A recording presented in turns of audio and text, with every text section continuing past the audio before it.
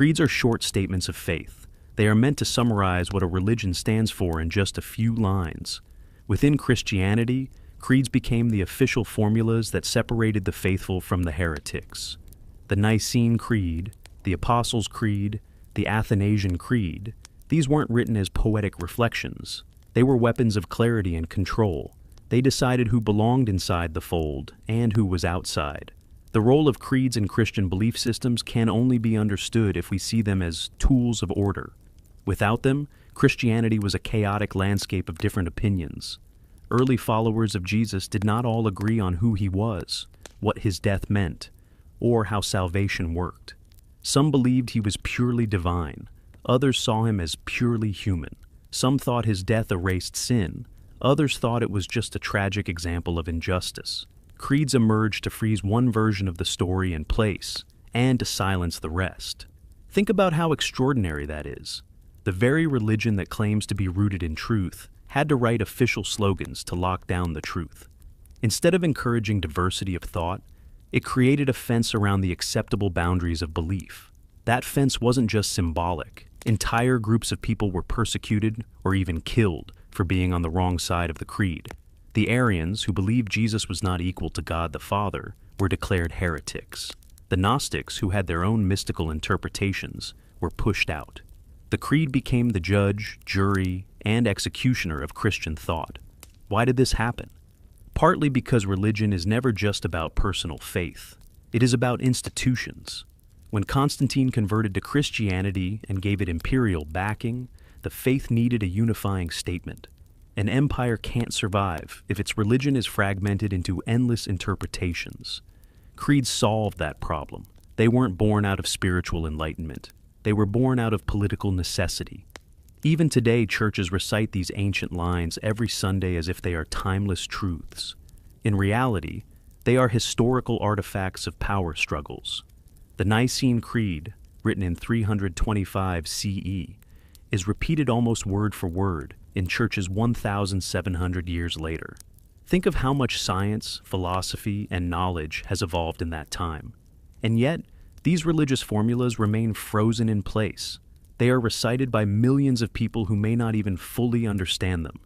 This is another role of creeds. They operate as identity markers. They don't just tell you what to believe. They tell others that you belong. By standing in a church and reciting the creed, you declare your membership in a community. Whether you reflect on the meaning or not doesn't matter. The ritual of recitation is more important than the content. It's like wearing a uniform. The words are less about truth and more about allegiance. From a psychological perspective, this makes sense. Humans crave belonging. We want to feel part of something larger than ourselves. Creeds provide that anchor, but they also highlight the problem of religion. Belief is reduced to slogans, repeated without critical thought. People inherit them the way they inherit their accent or their family's last name. A child growing up in a Catholic household will memorize the Apostles' Creed long before they have the mental tools to question whether any of it is rational. If we strip away the reverence, creeds are like early propaganda. They condense complex stories into bite-sized phrases. They work not by convincing you with argument, but by rhythm, repetition, and authority. They bypass reason and lodge themselves in memory. That's why they are recited in unison. Saying them together creates emotional reinforcement. Everyone's voice merges, doubts are drowned, and what remains is the comfort of conformity. But the irony is sharp. Christianity claims to be a religion of personal conviction, where faith is a matter of the heart. Yet creeds turn that inner experience into something external, rigid, and policed.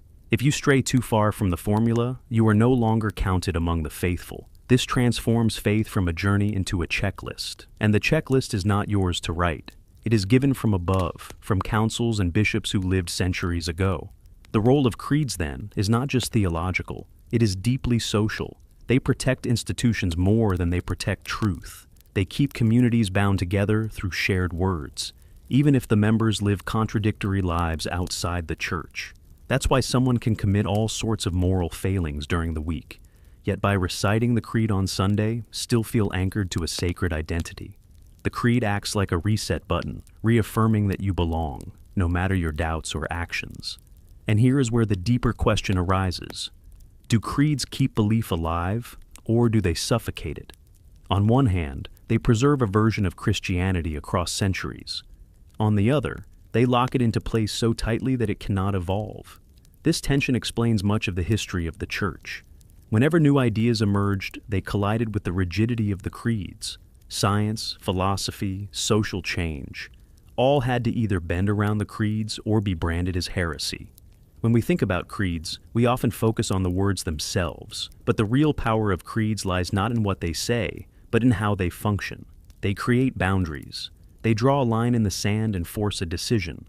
Are you inside this circle of belief, or are you outside? And once those boundaries are drawn, they become extremely difficult to erase. Sociologists call this boundary making. Every community does it. Nations do it with borders. Companies do it with corporate culture. Sports teams do it with chants and uniforms. Religions do it with creeds. The difference is that creeds are presented not as human-made agreements, but as eternal truths. That makes them uniquely resistant to criticism.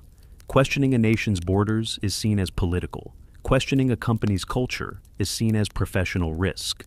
But questioning a creed is treated as a spiritual crime. Consider the Athanasian Creed. It goes into painstaking detail about the nature of the Trinity. It declares that anyone who does not hold this exact belief cannot be saved. Think about that. Eternal salvation in this system depends not on kindness, not on justice, not on compassion, but on intellectual agreement with a doctrinal formula. That is a remarkable narrowing of what it means to be human. It takes the richness of moral life and compresses it into a litmus test of words. And the tragedy is that people internalize this. They grow up believing that their eternal fate hinges on reciting the right phrases. A child raised in such an environment is taught to fear doubt, not because doubt is harmful in itself, but because doubt might mean failing the test of orthodoxy.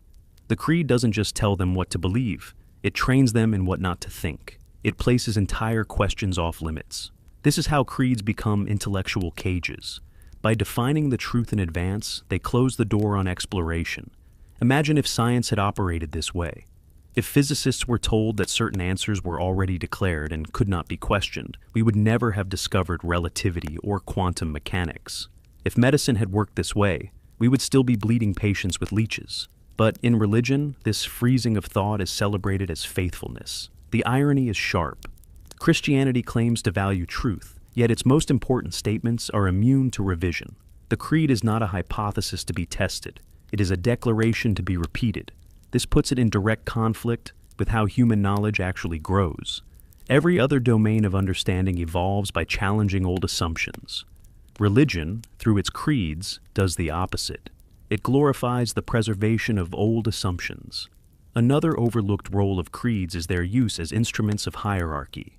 In the early church, who decided what the creeds would say? It wasn't the everyday believer. It was councils of bishops, often under pressure from emperors. This means the average Christian was handed a finished product, created far away, and told to accept it without question. That pattern continues today. Parishioners have no input into the Nicene Creed, yet they are required to recite it as if it were their own personal conviction. This creates a striking power dynamic. The words spoken by millions of ordinary people do not originate from them. They originate from authorities who lived centuries ago.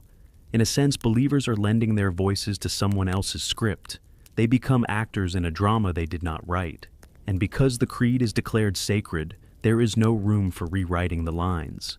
Think about how different this is from genuine conversation. In real dialogue, ideas are exchanged, tested, and reshaped.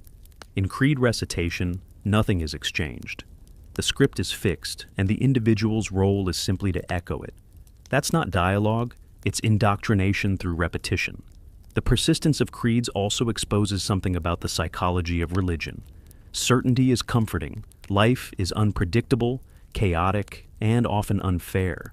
People naturally gravitate toward anything that offers stability. Creeds deliver that stability in concentrated form.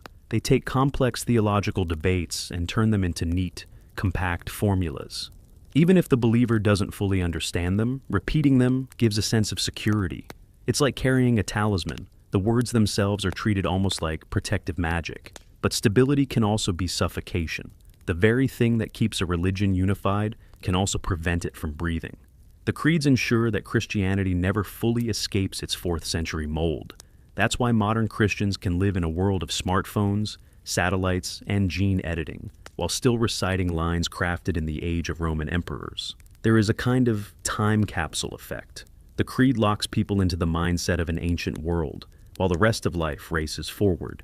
This creates tension in believers. On the one hand, they live in a modern, secular environment where truth is tested, revised, and questioned.